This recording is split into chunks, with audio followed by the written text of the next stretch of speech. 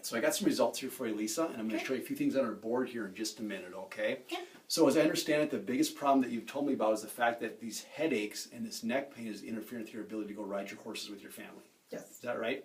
Cool. So what we found the cause to be is the fact that you have several vertebrae in your spine that are getting twisted out of alignment and now they're starting to pinch and irritate those nerves in there. Okay? Usually they're caused by different stressors in life. And in your case, the stressors are the fact that you're riding the horse all day long, it's just jarring that whole upper back, and now it's getting to the point where you get a lot of neck pain and headaches. Okay? So we look at the scans. Have you ever seen scans like this before in the past? No. Okay. So on the left here, this is a goal. On the right, this is yours.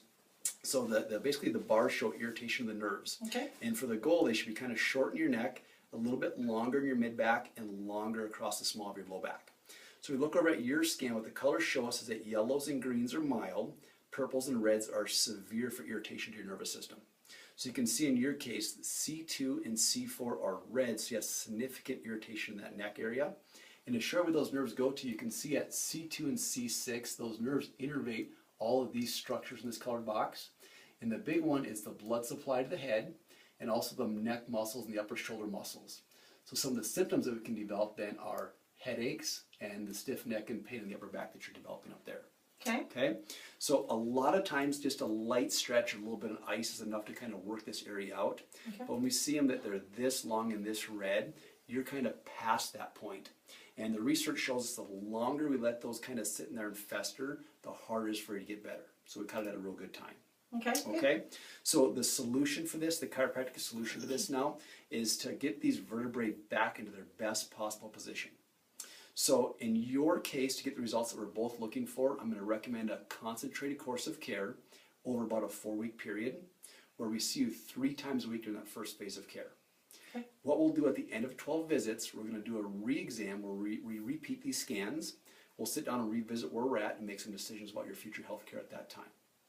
Okay? So at our office, we use a hands-on adjustment where we're going to put our hands in your spine and we're going to find these areas that aren't moving properly.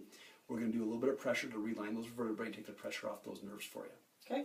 The first time we adjust you, I tell folks 3 things can happen. You can feel a little bit better, you can feel a little bit worse, or you can feel the same, and those are all pretty normal as we're gaining momentum towards your healing process. Okay. Is Any it questions? hurt? Yeah, it shouldn't. You know, some people have just a little bit of soreness from their first adjustment, but overall it should be pretty good and pretty easy. But the cracking itself, is that going to hurt? Yep, no. The cracking is basically a release of a hydrogen gas from your spine. Just like when you crack your knuckles, you've seen people do that or had that sensation before. Okay?